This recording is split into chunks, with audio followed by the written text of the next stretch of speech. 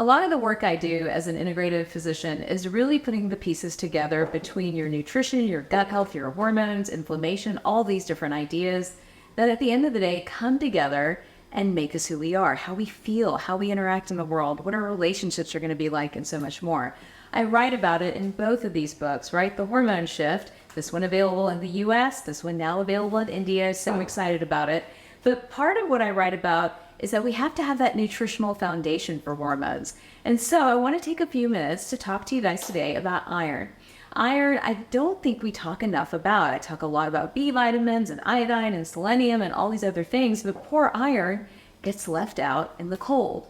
Well, iron is so important, first of all, for keeping us warm, regulating body temperature, but also for just energy in general, our ability to focus, and our hair. If we don't have optimized levels of iron, well, then we often succumb to hair loss. So there are a lot of symptoms of iron deficiency that maybe you can identify for yourself that you might be having. And let's run through them real quickly, and then we're going to get into how they're tied to our hormones and how they're so critical for hormone balance, and then what you can do from a food standpoint to get your iron levels up. All right, let's run through the symptoms. This is just your quick iron checklist. I hope you're taking notes, but here we go. Hair loss, a big one. Brain fog, very big. Feeling cold all the time.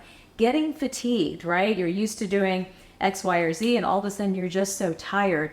Palpitations, your heart racing with a little bit of exertion, and then definitely pale kind of complexion, almost like a yellow tint to it. That's another big sign of iron deficiency. Now, I'm a lot about trying to help you identify these patterns yourself so you're equipped before you go in the exam room. Let's talk about what you might see if you've got low iron levels. Here's a trick. Just pull your eyes down. I'm sure this looks great. But find a mirror, pull your eyes down just for a second. If right under here, this area is white or pale, you may have low iron. You can do the same with your tongue. Stick your tongue out. If it's thin and pale looking, not a nice robust red, you may also have an iron deficiency. So these are some of the ways you can tell if your iron is struggling. And of course, in blood work, we want you to do a full iron panel.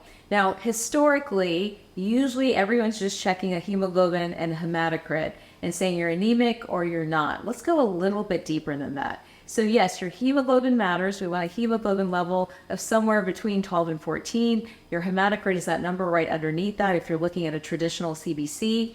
But in addition to that, understanding your MCV, which is kind of the size of each of these molecules floating around in your blood, if that's small or low, then you may have an iron deficiency. Additionally, a ferritin is a really important number to check. Ferritin is a storage form of iron, and it's important to have it optimized and maximized, especially in conditions that involve hair loss or focus or energy. We want good levels of ferritin.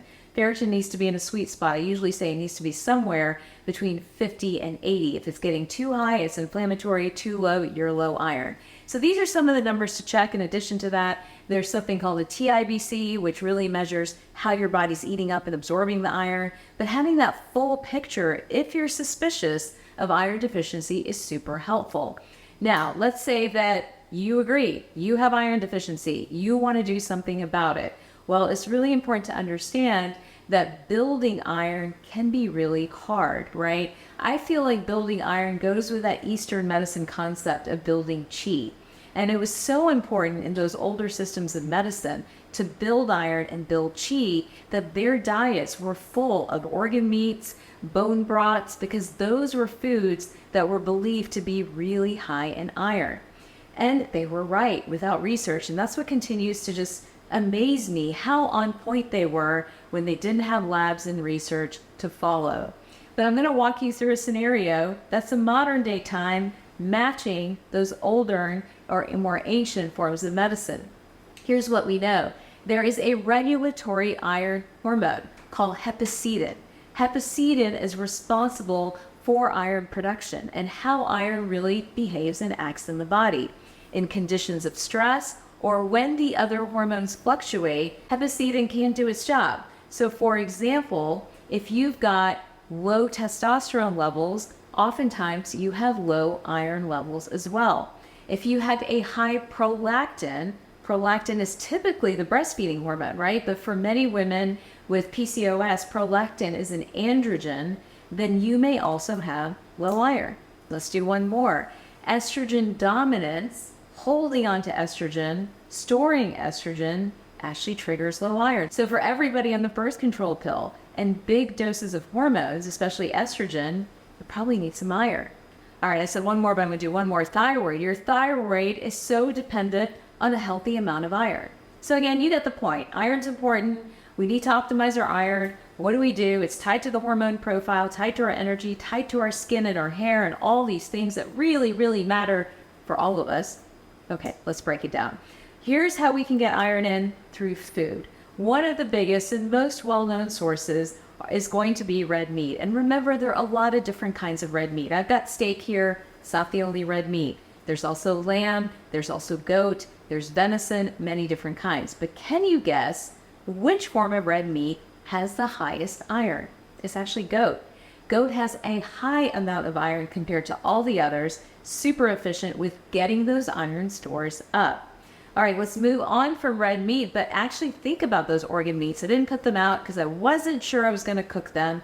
I grew up for years with my mom making liver that didn't exactly taste so great, but maybe I need to revisit it because more and more we're understanding that these organ meats really build iron, and so critical and so important for people who are post-pregnancy, who are post-trauma, who are post-surgery. They really do seem to help build energy. So organ meats are a part of this conversation when we're trying to find a source of iron, as are broth-based soups. When we have bone broth, that's another way of getting iron in. All right, but what if you're like, yuck, I don't want to do that. I don't eat animals. Stop talking animal to me. Well, there are some other sources. We know that leafy greens are a great source of iron. However, we usually recommend having it with a little bit of vitamin C. So maybe an orange or a grapefruit or a lemon that assists in the absorption of iron. So leafy greens, great source. Beets are another one, another really good source of iron. Your beans and lentils have a decent amount of iron in them as well. And then of course your nuts and seeds will give you iron too. Now, for those of you that will eat some meat, but you won't eat red meat, salmon, believe it or not, has some iron in it. It's just not a super high amount, but it does have some iron in it as well.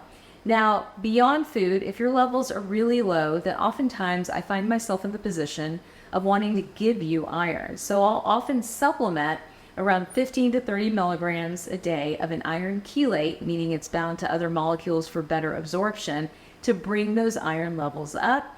And for people that are really struggling, we'll do iron shots. And so all of that is your toolbox for understanding and managing iron deficiency. Remember, don't suffer in silence. Understand your body, understand your symptoms. Use these tools to diagnose yourself, match it to lab work, and build that toolbox. I post new videos every week.